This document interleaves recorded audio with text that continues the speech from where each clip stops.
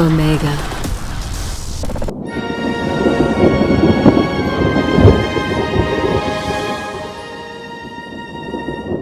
Spellwork Mastery.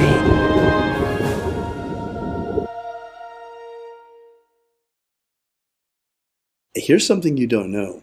I mean, Leslie has some really interesting stories from her past.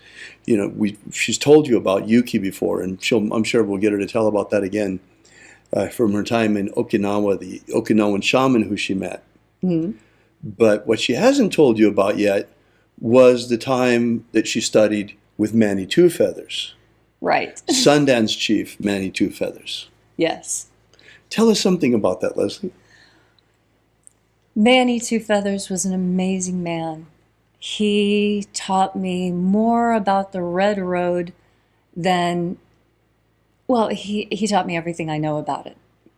And Manny was of the opinion that, well, he was a classic liberal. He didn't think it mattered what your skin color was or what your genetics were. If you felt called to a particular faith, you should go practice it. And so he, to that end, had a tribe called Métis. Now, M-E-T-I-S. Mm-hmm. It's French. He and his wife lived... It means mixed. Yes. Oh, and that's exactly what his tribe was. Mixed bloods. And for him, this was kind of difficult because his mixed blood was very different from his wife's. His wife was part Canadian native and English. Manny was part Aztec, part Shoshone, and more than anything else, he just really had a difficult relationship with his white side of his family versus the Indian side of his family. I see. And there was always this internal conflict between his Catholic upbringing and his native upbringing. I see. Because the two households were separate over a divorce. And so there was this right. fight. And so there was always this very... So one native parent and then one Caucasian parent. Yes. Oh, wow. That must have And been tough. So it was very no tough. wonder he created a tribe called Métis. Yes. And so what his idea was is he wanted everyone who wanted to study to be able to. And to that end, I was his guinea pig. He tested a lot of stuff out on me. Oh, wow. But it was good because me, with my anthropological training, we helped fill in the gaps for each other. Oh, wonderful. So when it came time for him to design his Sundance. Now, this is very interesting because, you know, we're right now involved in this process of the resurrection of the ancient magic of Jesus and the recreation and the what do you call it? The Revitalization? The revitalization of this ancient magical... revival. Yeah, the revival of this ancient magical system. And so in many ways, from what I understand, Manny was very much bringing about a revival of ancient traditions as well, right? Yes, he was very interested in that because he recognized that, you know, the hardest thing for people to understand is that in the 1970s, it was still a stigma to be Native American. There were a lot, you know, bands were writing songs and they were trying to make everything okay, but, you know, people still look down on Native Americans in a lot of parts of the United States. And so during the 70s, the children of the elders did not want to learn Native ways. All right. Okay? But there were all these white hippies who did want to learn. Oh, wow. So what did the elders do? They taught who wanted to learn. Wow. And so then you have all these white hippies who are actually the ones who carry the knowledge because they were the ones who were trained by the elders, not the kids. Wow. And now the kids have got heartburn over the fact that they have to go talk to this white hippie chick to learn what they should have learned from their own grandfather. Oh, wow. And this was a lot of what Manny was working on dispelling as well. He was a place where everyone could come and nobody had to feel sideways about anything because everyone was mixed. And that's what he tried to emphasize. Everyone is mixed. Even Native Americans who claim to be pure are mixed. They're mixed from the different Native American tribes. Purity is largely a goal and not an actuality. Well, here in the United States, there is the requirement to become a tribal member. I mean, in different tribes, it's very different. There's a different threshold, but it's a very low threshold, usually like 25% Native American blood or something like that. Oh, even or lower even than less. that. Right. Now, the Lone Pine Paiute Shoshone Reservation, where I was working, they didn't believe in that sort of actual genetic testing. They said, we're Indians. Right. We rely on oral tradition. If you say that your dad was Indian and was here, and okay, we'll go back through our records. We're not going to blood test you. Go back through the records and see what we find. But it was based on word of mouth. Right. And there are different opinions about that. When it comes to cultural appropriation. Now, we had that story in my family too. Oh, of course. Well, because my family comes from Oklahoma. And Oklahoma at the time when the family moved from Missouri to Oklahoma was still Indian territory. And so late Griffin, my great-great-grandfather, settled there together with the Cherokee woman. Right. At least this is the story that is told in my family. So that gives me at least as much Native American blood and maybe even a little bit more than Elizabeth Warren has. I think we all have more than Elizabeth Warren. I don't claim it though, because it's a story from the family. Right. But we Americans truly are all mixed. Yes, we are. I hope that helps. Leslie, as long as we're talking about Manny, tell us something about the Sundance. Sundance. What you can tell us. Okay. So what I can tell you about Sundance is that Manny's was very strict in some ways and very modern in others. It was strict in that his Sundance took place on summer solstice. Oh boy. When you do Sundance, that's hot. Yeah. You begin dancing when the sun rises. You're standing out around, you're in the dance circle with the pole, and you wait for the sun to rise. And when the sun rises, then you begin dancing and whistling. And you dance and you whistle until the sun sets. Wow. No food, no water. Then you go to bed after a sweat. And then you get up and you do it again. Wow. And then they actually pierce their chests, right? Yes, they do. After all this fasting and dehydration, right, Manny practiced piercing.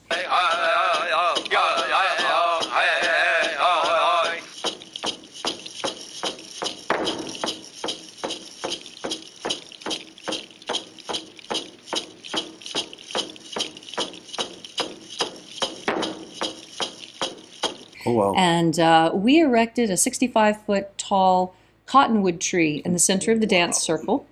We had 65 foot high. Wow. It was amazing. Oh my goodness. It took a dozen fellas and a D9 to get it into place. Oh my goodness. A D9? What's a D9? A D9 is a type of bulldozer that's very large. Oh my goodness. Okay. And so when it's time, you can be pierced one of two ways. Well, 3 or 4 ways. You can be pierced in the chest, and then you fall backwards and the skin tears, and that's it. I happen to be there for the most extreme stuff because we really had some hardcore people who wanted to do this Sundance right, and they had a vision. And when you have a vision that you're going to do Sundance, it's the most powerful thing ever because there's 7 years of preparation, there's 7 years of participation, and then there's 7 years of teaching that you're required to do after. It's a 21-year commitment. Wow. And the fasting and the praying and the learning how to dance in the hot sun without water. My goodness. It's incredibly challenging. Now, only men, right, can dance? This is where Manny was liberal. Really? Yes.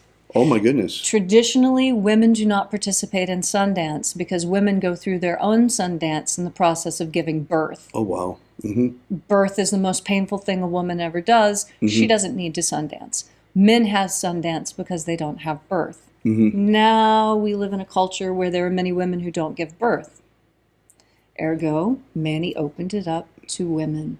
Wow. Although the women because of our bodies, he only allowed the women to pierce here on their arms. Oh. Because, women have these beautiful bodies that must be Oh. preserved. Wow. And so, piercing here was okay for women. Now, and they would actually dance until the skin on their chest broke, right? Right. And I'll give you two examples. They couldn't just take themselves off of the tree. No. Let me tell you about this guy. Please. There was a fellow who he cried for a vision, and he had a strong vision, and he wanted to be an eagle dancer. Now, there's sun dancers, and there's sun dancers who are eagle dancers, and he opted for eagle. And what that means is that when the time comes for you to be pierced, you're pierced in 4 places, and then you are hoisted up and suspended, exactly like the illustrations of the Pawnee done by George Catlin in 1886, if anybody's interested in looking this up.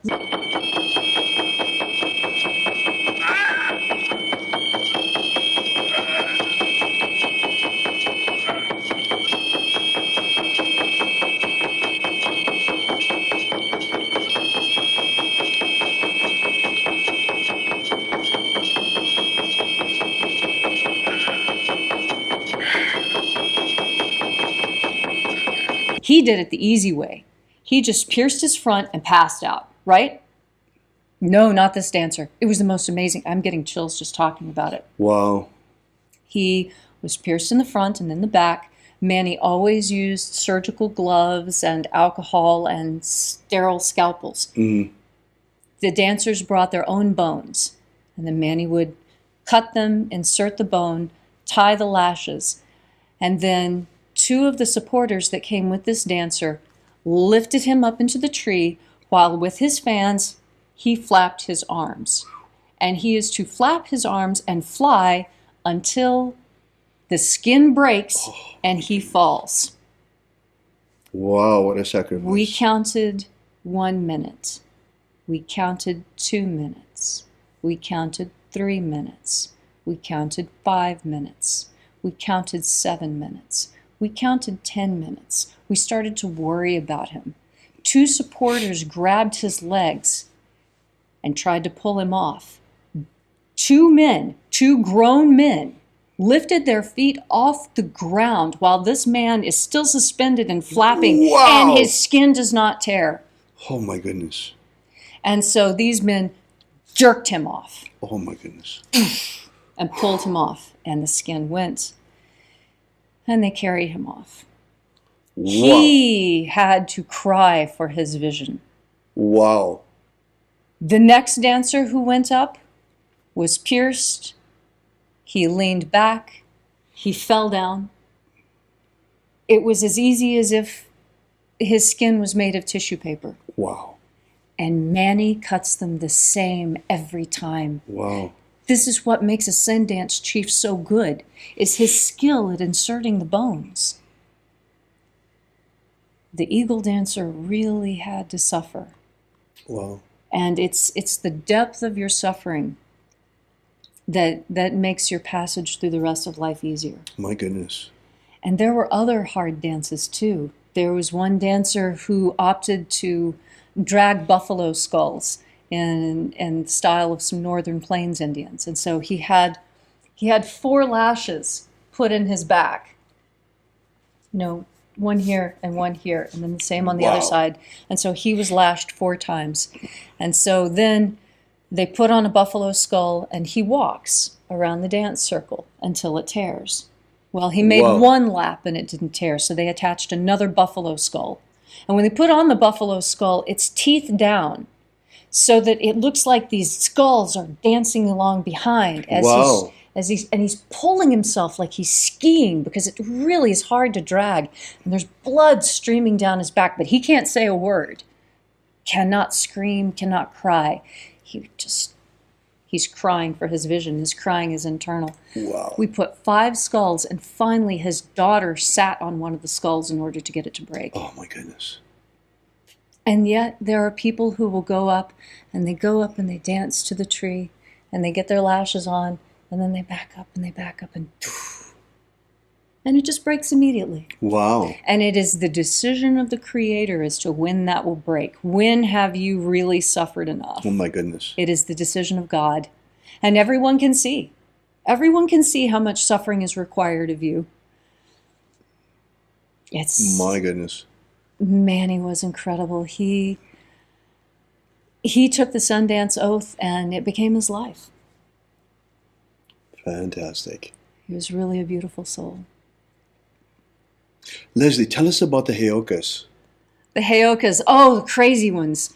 Okay, so we had some Heyoka, and again, Manny's Sundance was intense, so we had some really intense Heyoka. The Heyoka do everything backwards. Oh, wow. So if you watch Little Big Man, there's a guy there who becomes Heyoka because Little Big Man steals his wife and he goes crazy. And so he bathes with dirt and dries with water, and he rides his horse backwards, and he walks backwards everywhere, and he parts his hair wrong, and he eats, he just does everything he can backwards, because that's what Heyoka are. They're backwards. And the importance of the Heyoka is to help build your, I don't know, it's like your spiritual intestinal fortitude or something. It's like, well, I'll just give you an example. Okay, so this is a different Sundance of Manny's in a different place, a different year. And this is just the regular part of the dancing where, we're drumming, and they're dancing. And when they're dancing, they blow these little eagle whistles that are made out of eagle bone. And it's a little shrill whistle, and it just goes while they're dancing. Well, this dries you out in a hurry, you can imagine. Right. Okay, so thirst is the first suffering that arrives to your Sundancer. And so the Heyoka come, and the Heyoka show up with a jug of water, a big wet bucket of water. Oh, wow. And the Heyoka goes to each dancer and dances and goes, and pours it on top of himself. Oh, no. So and dances mean. and then drinks it and lets the water just splash and fall all over him. And then goes, ha, ha, ha, ha, and then So runs mean. off. Oh, the Heyoka are so mean. Wow. But they represent some very important principle. And that is the principle of sticking to your guns. Because you've got the sacred clown. He's half black, half white, looks absolutely ridiculous. He's doing everything backwards. But the Heyoka has got a hard row to hoe, and nobody wants to be Heyoka. Right. Because the Heyoka, that once you choose that path, it's just like being a Sundancer. You're really on that path. And there's a lot of parts of being a Heyoka that are tough work. And pretty much the only good part about being a Heyoka is getting to be an asshole in front of everybody else. Oh, my goodness. Yeah, but yeah, the Heyoka are there to represent society at large. Oh, you're being so silly. Look at me. I'm having lots of water. You don't have to suffer. But the Sundancer knows, oh yes, because it is only through suffering that one comes to one's true realization. Wonderful. Thank you for that, Leslie. That's you're absolutely welcome. beautiful. Now, in closing about this part, I'd like to know, I'd like to actually tell on you a little bit. Remember, Les, we gave you the homework assignment to do some string spells. Well. So the same red string that I used for all the other spells, I used to wrap this. And these are two types of sage. This one is Paiute sage, and this one is Shoshone sage. They're both from the same plant, but having been grown in different environments, they look completely different, even though they're actually not. And the same can be said of the people as well. The Shoshone and the Paiute are essentially from the same tribe. It's just that they have chosen different lifestyles and thus separated from each other. Now, what exactly would you use a sage bundle like this for? I know you find them in New Age bookstores, but what's the purpose of it? The purpose is for cleaning and protection. Actually, a sage bundle accomplishes about the same thing that the Kabbalistic cross and the lesser banishing ritual of the pentagram accomplish in Golden Dawn magic. Interesting. You know, I'd like to interject something into that too, and that is that the power of genius loci, the power of place, and the power of the egregore of a place have a lot to do with that too. Because I actually have worked with sage bundles a lot and with frankincense. And I've noticed that sage bundles, if you use them in Europe, they don't work well. Yeah, they're not very effective. They're not. Instead, frankincense in Europe is extremely effective. Yes. And then here in the United States, frankincense is not nearly as effective as sage bundles. Right. Go figure. It has to do with the magical egregore of the place. Now, as long as we're on sage bundles, I want to show you how to properly use a sage bundle, because a lot of people have a lot of trouble with them, find that they have trouble getting them going and keeping them going. So the first thing when you get your sage bundle, and I'm going to use the Shoshone sage because it burns more predictably than the Paiute. The very first thing you want to do is find where the bundle ends. You see, the bundle doesn't end here. The bundle ends here. Now, these crosses are protective. Everywhere you find crosses, I've traveled a lot. Crosses are always protective. Always protective. And so the red, the crosses, the sage itself, this is all of it is for protection and cleansing and purification. Fantastic. Now, when you find the end, what you want to do is you want to lift it off. Okay? And your sage bundle is going to crumble a little bit. Don't be alarmed. You know, it's a dry herb. It will do that. And see how the string starts to come off? You want to take the string off of your sage bundle before you light it. Please, please, take the string off before you light it. Cotton string smells terrible when it's burning, and it really interferes with the properties of the sage. So you don't actually have to take it all the way off. Just take it down to where it's not going to be a hassle anymore. All right. Now, how are we going to light this? Well, you don't light it like a candle, that's for sure. You want to turn it upside down like this, okay? And then you light it. Now, on the flame, I don't know how many of you remember this from science class, but a candle flame is hottest up at the very top. Right. Right? Don't put it in the flame. It's not hot in the flame. It's hot above the flame. So when you're lighting it, see how I'm not letting the flame touch it? And it's sparking up and catching on fire anyway? You don't want the flame to actually touch. You just want to get this good and hot. All right. See how the smoke is pouring? And this lights it better because heat rises, and I'm imbuing the entire bundle with the heat. Okay? Right. Now, here's the most important thing. When you're using the sage bundle, make a motion like this. Because what I'm doing is I'm forcing air into the end here. See the burning end? When you push it forward, see, watch. Oh, this is great. You can really see it. See how when I push forward, it makes it burn more brightly? Oh, yeah, absolutely. Okay? This is why you make this motion with the sage bundle. It's also a very protective motion, right? So if you're smudging walls, you go like this. And you're carving and you're pushing all of this. And that way, your sage bundle stays nice and lit and it doesn't burn out. Anytime your sage bundle looks like it's getting ready to burn out, you turn it upside down, let the heat rise up.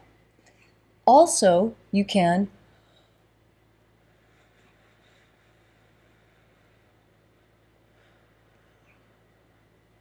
blow on it. And when you blow on it, you can direct the air more. Now, if I'm going to smudge you, rather than making these sharp movements, right, because I don't want to accidentally get anything on him. Cover me full of ash. So when you're doing this, you know, just go very gently. You don't have to get close to the person. just get about. You want to stay anywhere from 6 to 8 Smells inches very away nice. from Very, them. very nice, in fact. Oh, And this sage you gathered yourself, right? right. This was gathered on the Lone Pine Paiute Shoshone Reservation with permission of the elders when I lived there. Right. Now, the sage bundle, if it's been cut and processed correctly, you'll see that it has a nice stick on the end of it. Mm-hmm. This was because, the Shoshone just stick that right in the dirt. Right. And then whenever the serum, when you stick it up like this, it will naturally burn itself out very quickly. Mm-hmm. So, and if the purification is still needed, it'll burn. Aha. It's like Palo Santo. It will burn until it's no longer needed. And the sage bundle has like a little mind of its own. And, sometimes a sage bundle like this, it'll burn a little bit and then, it's all over with. And then sometimes I'll come back and it's burned all the way down and the cotton has caught fire and there's just a little bit of, stuff left at the end. The Illuminati have cast a powerful spell on the peoples of the earth. And while many still sleepwalk like zombies in a trance, they have prepared everything nearly to enslave humanity under a new world empire. Of our hearts, the power of our magic, and the strength of our numbers, we still can break the spell put on our people. We're just a ragtag bunch of magicians armed only with the power of our prayer and the power of our faith and the power of our magic. But whether you be Christian, Jew, Wiccan, pagan, magician, shamanic practitioner, or any other stripe of spiritual warrior of humanity, against this evil falls to us. So we, who now, to stand with us against the rising darkness, because you and others like you, you're our only hope.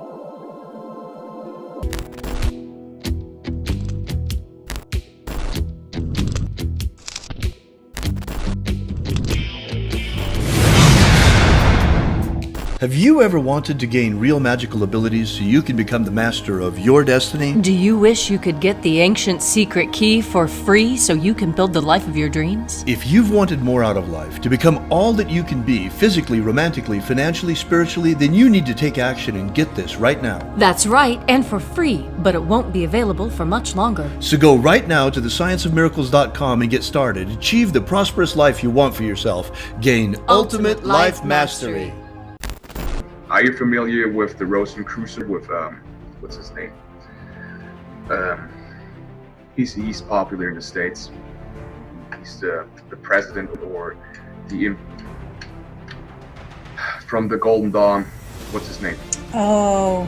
David Griffin. David Griffin. David Griffin. David Griffin. Have David Griffin.